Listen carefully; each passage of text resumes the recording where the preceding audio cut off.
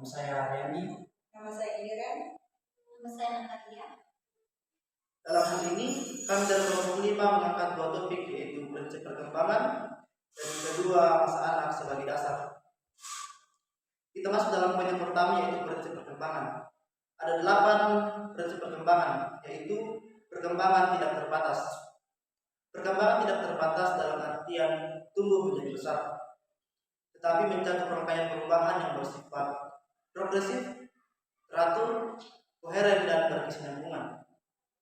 Yang kedua, perkembangan respon umum ke khusus. Perkembangan dimulai dari respon-respon yang bersifatnya umum menuju ke yang khusus. Contohnya, seorang bayi mula-mula akan bereaksi tersenyum bila melihat setiap wajah yang dikenalinya. Dengan bertambahnya usia bayi, ia mulai bisa membedakan wajah-wajah tertentu. Yang ketiga, manusia merupakan totalitas.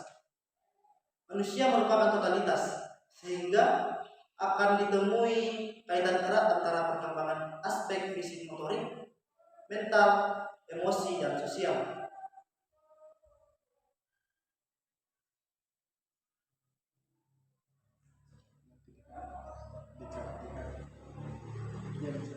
Yang keempat, perkembangan berlangsung secara berantai. Setiap orang akan mengalami tahapan perkembangan yang berlangsung secara berantai. Meskipun tidak ada garis pemisah yang jelas antara satu fase dengan fase yang lainnya, tahapan perkembangan ini sifatnya universal. Yang kelima, perkembangan memiliki ciri dan sifat khusus.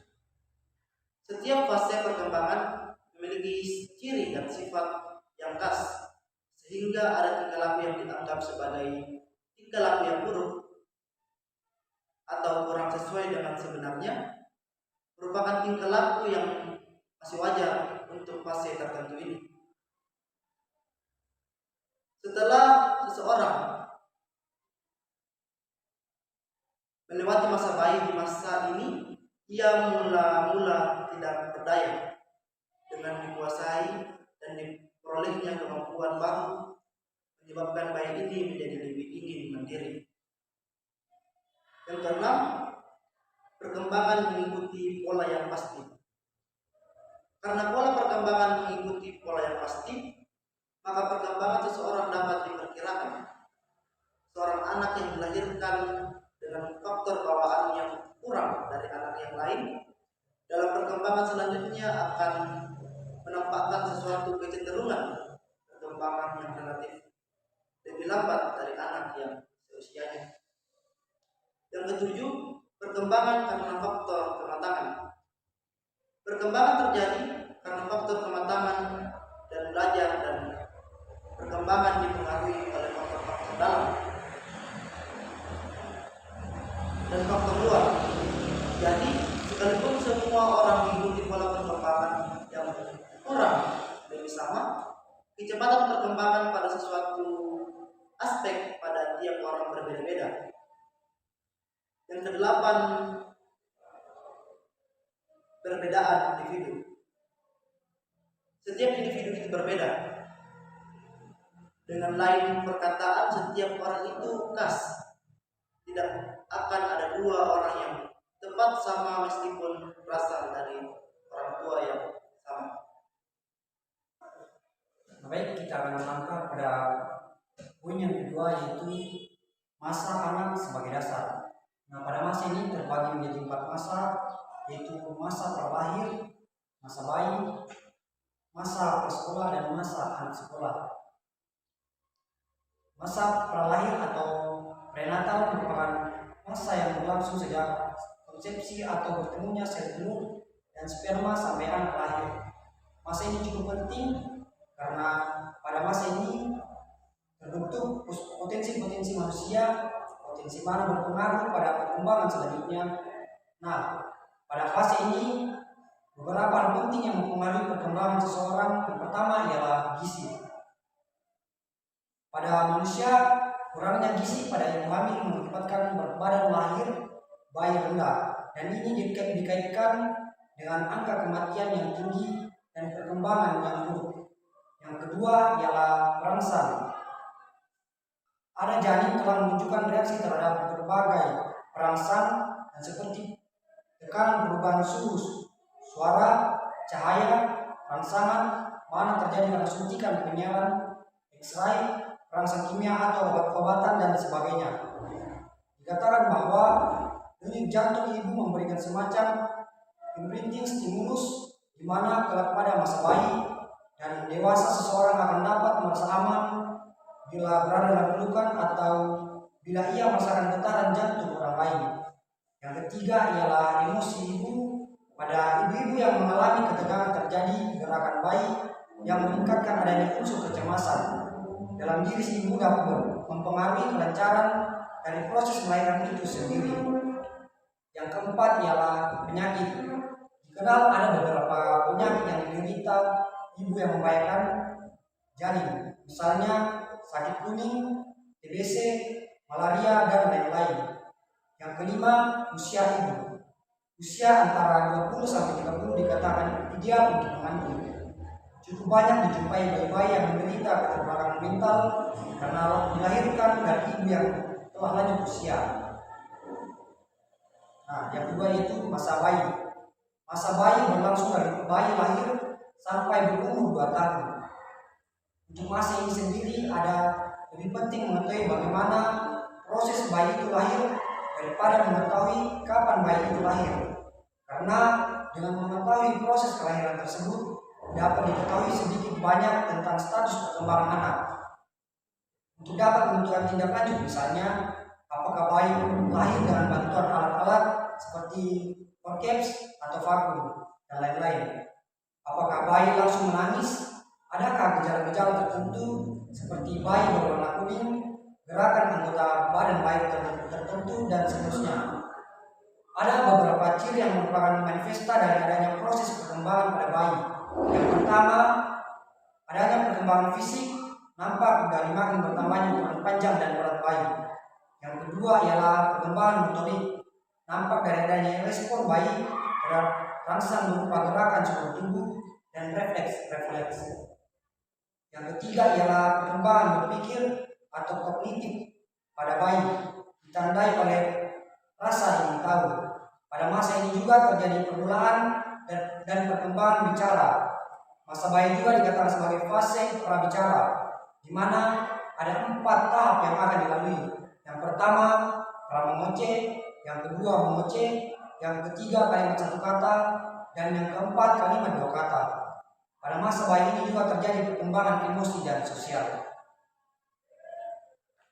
Selanjutnya, masa prasekolah. Masa ini disebut juga masa kanak-kanak awal, terbentang antara umur 2 sampai umur 6 tahun. Ada beberapa ciri perkembangan pada masa ini. Yang pertama, perkembangan motorik, di mana dengan bertambah matangnya perkembangan otak yang mengatur sistem syaraf otak, memungkinkan anak-anak usia ini lebih lincah dan aktif bergerak. Dengan meningkatnya usia nampak perubahan dari gerakan kasar mengarah ke gerakan yang lebih halus, yang memerlukan kecermatan dan kontrol otot-otot yang lebih halus serta koordinasi. Keterampilan dan koordinasi gerakan harus dilatih dalam hal kecepatannya dan keluasannya. Yang kedua, perkembangan bahasa dan berpikir. Perkembangan bahasa dan berpikir di mana anak pada usia ini sebagai alat komunikasi dan mengerti dunianya. Kemampuan berbahasa lisan pada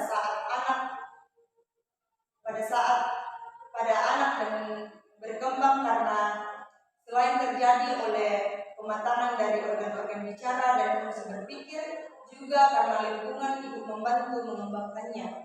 Ada 4 tugas yang perlu diperhatikan dalam pengembangan anak, yakni yang pertama, mengerti pembicaraan orang lain. Yang kedua, menyusun dan menambah perbendaharaan kata. Yang ketiga,